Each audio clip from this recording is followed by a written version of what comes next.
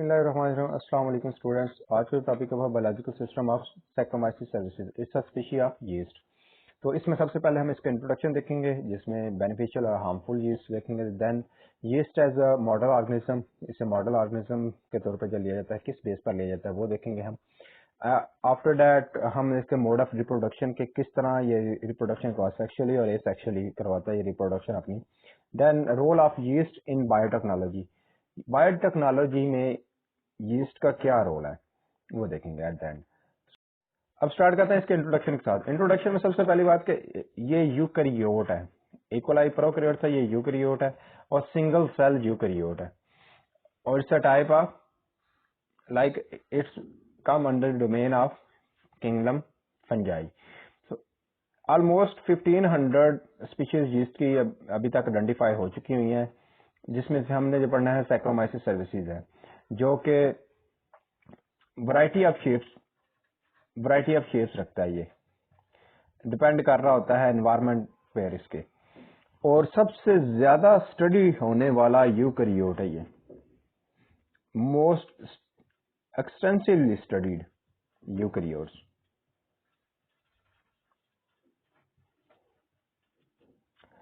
अब नेक्स्ट हम इसका देखते हैं कि ये बेनिफिशियल यीस्ट और हार्मफुल यीस्ट कैसे है। देन आते हैं इसके बेनिफिशियल यीस्ट पर। तो ये यीस्ट जो फर्मेंटेशन में यूज होता है, फर्मेंटेशन में यूज होता है डिफरेंट प्रोडक्ट्स बनाने के, ब्रेविंग के लिए यूज होता है ये, और इसके अलावा जो बेकिंग होती है, बेकिंग उसमें यूज होती है। देन वाइन मेकिंग में यूज होता है,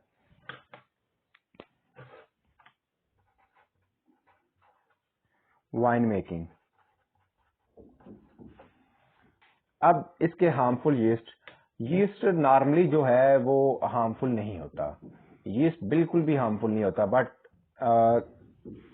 1% केसेस में ये डिजीज काज कर सकता है। एज एन प्रोबायोटिक लिया जाए तो जो पर्सन है वो क्या हो, इम्यूनो कम्प्रोमाइज हो।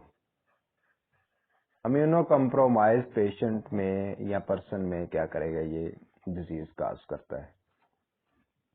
और इस केस में क्या होता है, मोस्टली ये इम्यूनो कम्प्रोमाइज में करता है, और ये अगर ब्लड में चला जाए तो जिस तरह बैक्टीरिया ब्लड में चला जाए तो उसे बैक्टीरिया कहते हैं, तो इसी तरह फंगस अगर ब्लड में चला जाए तो इसे फंजीमिया कहते हैं।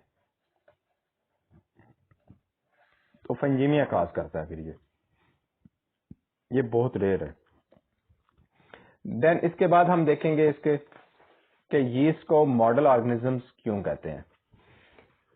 यीस्ट को मॉडल ऑर्गेनिज्म कहने के पीछे बहुत सारी रीजंस हैं। सबसे first one reason is easy to grow. Yeast को ग्रो करवाना बहुत इजी है। ये 30 से 35 डिग्री सेल्सियस टेम्परेचर पर ग्रो कर सकता है इजीली, और आप इसे अगर ये फ्रूट वगैरह जो होते हैं जिसमें शुगर वगैरह होती है, ग्लूकोज, आप ऐसा मीडिया यूज कर सकते हैं जिसमें जो कार्बन सोर्स वो ग्लूकोज हो सिंपली, तो उस पर इजीली ग्रो कर सकता है ये यीस्ट।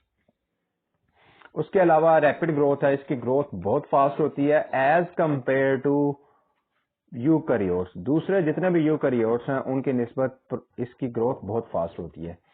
ये ऑलमोस्ट इक्वलाई 20 मिनट्स में डबल हो रहा था और ये डबलिंग टाइम इसका 90 मिनट है, almost 90 minute. The next reason is relatively small genome, यानी इसका जिनोम बहुत छोटा होता है। इसके 16 क्रोमोसोम्स हैं। ये लाइफ में हैप्लॉइड और डिप्लॉइड दोनों फॉर्म में पाया जाता है।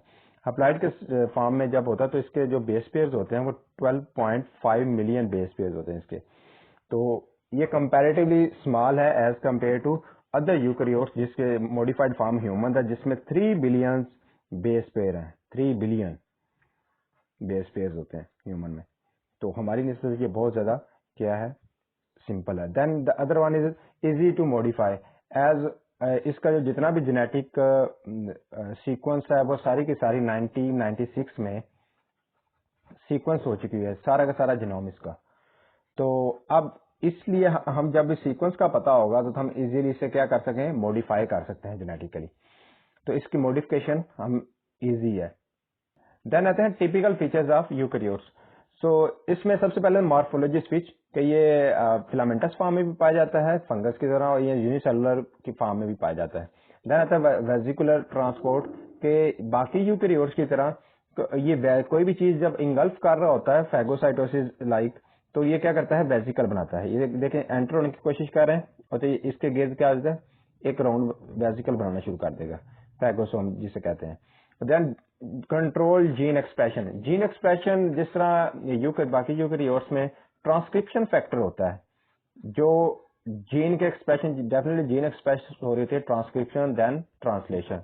तो ट्रांसक्रिप्शन फैक्टर इसमें भी ट्रांसक्रिप्शन फैक्टर होता है जो रिस्पॉन्सिबल होता है जीन के एक्सप्रेशन में। सेम प्रोसीजर होता है जैसे बाकी यूकैरियोट्स में। और then last is प्रोटियोसोम।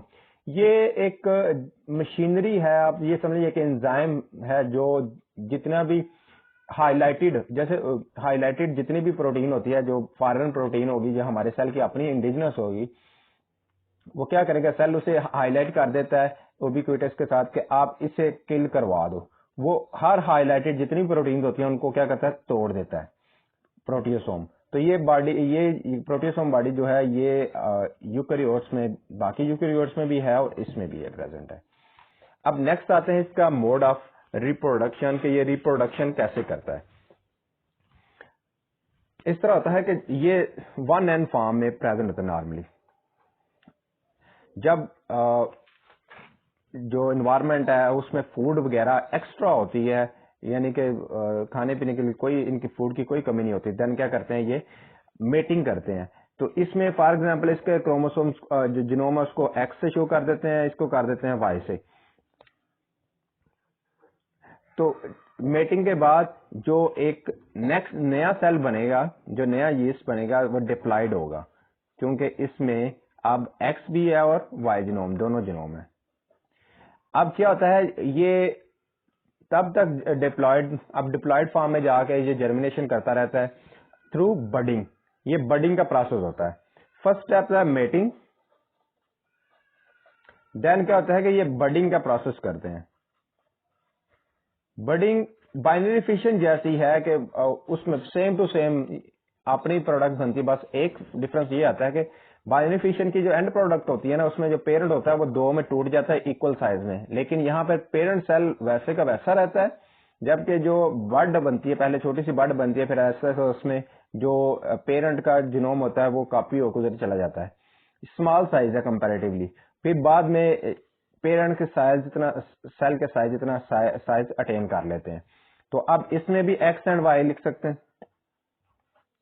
X and Y, and then जब मिच्योर हो जाते हैं X and Y, X and Y. अब ये क्या है, ये डिप्लॉयड फॉर्म है, ये सारी की सारी डिप्लॉयड स्टेजेस है। जब इस पोजीशन पर जब स्टार्वेशन आ जाए, अगर ये यहां तक ऐसे ही चलता रहता है कॉन्टिन्यूसली, अगर स्टार्वेशन आ जाए, यानी कि स्टार्वेशन की कंडीशन आ जाए कि खाना पानी इनके लिए खत्म हो जाए, फूड इनके लिए खत्म हो जाए, तो देन क्या होगा, तो देन ये चले जाएंगे अंडर मियोसिस,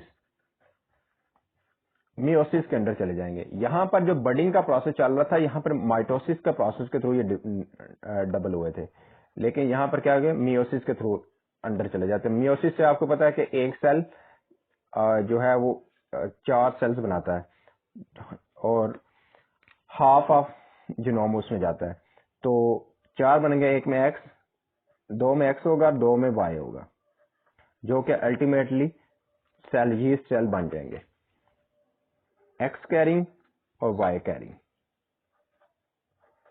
अब इस स्टेज पर आके दोबारा क्या हो गया, ये हैप्लॉइड हो गए और यही दोबारा फिर आगे चले जाते हैं और इस तरह साइकिल चलता रहता है। सो ये था मोड ऑफ रिप्रोडक्शन में। इसमें यहां से जब मेटिंग स्टार्ट हुई है, यहां से लेके जब मियोसिस हुई है, तो इस साइड वाला, सो ये साइकिल है और ये है इसका एसेक्सुअल रिप्रोडक्शन और ये इसके है सेक्सुअल रिप्रोडक्शन, जिसमें मियोसिस के बाद दोबारा मेटिंग हो रही है और मेटिंग के बाद डेफिनेटली क्या है, बडिंग वगैरह होती है थ्रू माइटोसिस। ये सेक्सुअल, ये सेक्सुअल हो गई। अब द लास्ट पे आता है role of Saccharomyces cerevisiae in biotechnology. Biotechnology में क्या रोल होता है? इसका रोल होता है जिनोमिक्स में, जिसमें हम देख रहे होते हैं कि कैसे जीन के एक्सप्रेशन वगैरह करवा रहे होते हैं। तो अगर कोई हम जीन ऑफ इंटरेस्ट इस अपना लेके उसको यीस्ट में इंसर्ट करवा के उसका एक्सप्रेशन चेक करते हैं, देन उसका मोलेकुलर सेलुलर बायोलॉजी की जो रिसर्च है उसमें यूज किया जाता है रिसर्च पर्पज के लिए। हार्मोन्स की प्रोडक्शन के लिए यूज किया जाता है इसे, हार्मोन्स प्रोडक्शन, और देन वैक्सीन की फॉर्मेशन के लिए यूज किया जाता है, बायोएथेनॉल बनाने के लिए इसे यूज किया जाता है थ्रू फर्मेंटेशन प्रोसेस। और इसके अलावा बायो रेमिडिएशन पर्पज के लिए भी यूज किया जाता है कि अब जो जितने भी पोल्यूटेंट्स होते हैं उनको क्या करते हैं, रिमूव कर देता है वाटर या सॉइल एनवायरमेंट से। देन आता है बायोमेडिकल रिसर्च। बायोमेडिकल रिसर्च में जिसमें ड्रग डिस्कवरी के हवाले से, ड्रग डिस्कवरी के लिए यूज किया जाता है और डिजीज के मैकेनिज्म को अंडरस्टैंड करने के लिए कि किस तरह डिजीज हो रही है, पैथोजेनेसिस किस तरह होती है उसको, क्योंकि ये एक सिंगल सेल है तो यूकैरियोट से सिमिलैरिटी भी जैसे हम देख चुके हैं काफी ज्यादा होती है। तो उस सिमिलैरिटी की वजह से हम इसमें जो मैकेनिज्म देखेंगे वही हम प्रिडिक्ट करेंगे कि ह्यूमंस में, बाकी यूकैरियोट्स में वही मैकेनिज्म होगा।